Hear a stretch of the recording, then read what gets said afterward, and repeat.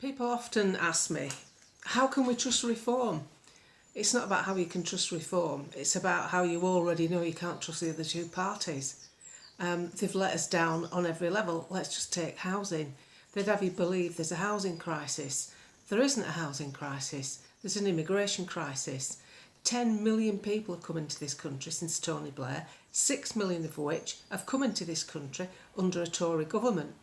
85% of the housing stock is because of immigration, but they don't tell you that. They keep that from you. If, like me, you believe in free markets and individual responsibility and the facility to be able to run your own business, be it small or self-employed, then the Tories are no longer the party of the entrepreneur. They're the party of the corporate giant, and they've proved it beyond reasonable doubt. The government that we currently had got into power because they promised us things like Brexit, they promised us free markets, they promised us a chance for self-determination. I anticipated manufacturing coming back. A lot of the Remain propaganda that we had to suffer through Brexit were based on lies. And the other thing that worried me with the Tories, Boris had my ultimate support until it got to election time in 2019. And in 2019 I could see that Labour were tanking support, but the media led you down a path. They're doing it now with reform. They're telling you how marvellous reform are doing in the polls. That doesn't necessarily convert into votes because of the way the system's run. It's biased for the big parties. The big parties have more money, more canvassers, more airtime. So unfortunately, whilst Nigel Farage is fantastic, the people don't know the other candidates too well. And I'm telling you now, no matter what you think, that it's not about can you trust reform to deliver their manifesto. It's about knowing the fact you cannot trust the other two. The net zero targets, they were on page 54 of the 2019 manifesto of Boris Johnson's. They were brought to top of the bill. Normally, anything so far back in a manifesto wouldn't be handled till the party had a second term in power. But Boris Johnson introduced it within a short period of time, and it all doesn't make any sense. So unfortunately, it's not about whether I can trust reform.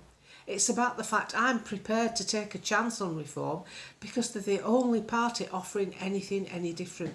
The former leader has made mistakes. I think he's aware of that, and he's done his best. He's stood back and he's let the man that led us to Brexit take the reins. And I hope to God he gets a seat in Clacton. And I hope other Reform Party candidates get them, because that's the beginning of the real pushback. Once you start changing the House in Westminster, and believe me, the Tories are tanking support. I've worked for myself since I was 24. I should be a Tory voter. I should be backing them up. But you cannot run a country on one phrase, which is Labour are worse. Actually, no, they're not.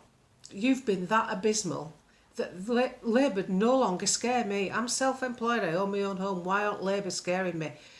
Because I'm more afraid of being lied to by something I trust than being hit head on with something I already know is rubbish.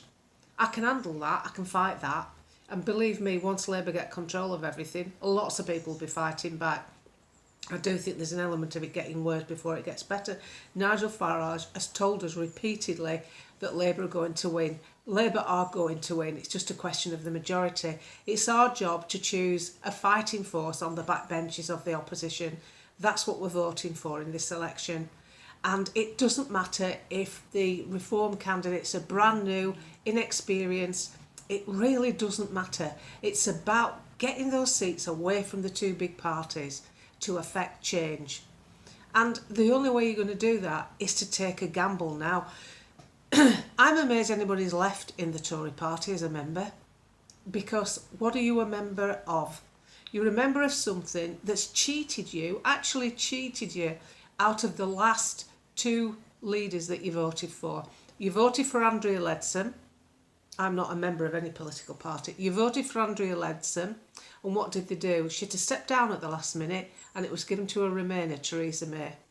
You voted for Boris. What happened to him? They got rid of him. Good or bad, he was gotten rid of. And then you voted for Liz Truss. That's who the members voted for, Liz Truss. I was amazed when she got in because they didn't nobble her before she actually took office. But they still nobbled her. And what did they put in? Rishi Sunak, clearly a globalist, with a dual passport. He'll be off to California, here I come. That's all I can think of when I see him, because that's where he's off to next. Running the UK is just a notch on his rifle, a period in time on his CV. He's a multi-millionaire married to a billionaire that seemed to have done very nicely out of this Tory government. And how many other people have benefited from this Tory government?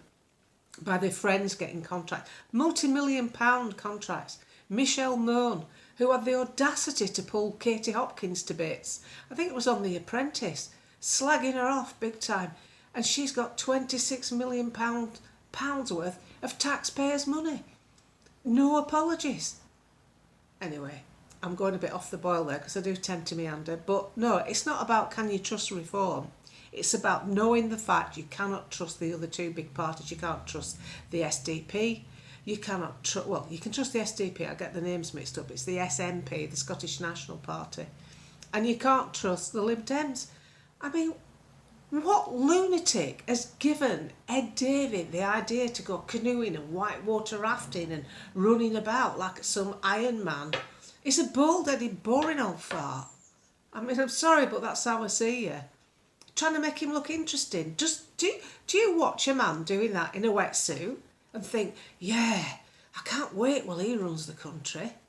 No, I don't either. So anyway, that's my update for today. Sorry I didn't do a video yesterday, but I had a bit of a funny voice so I couldn't speak. My husband was made up.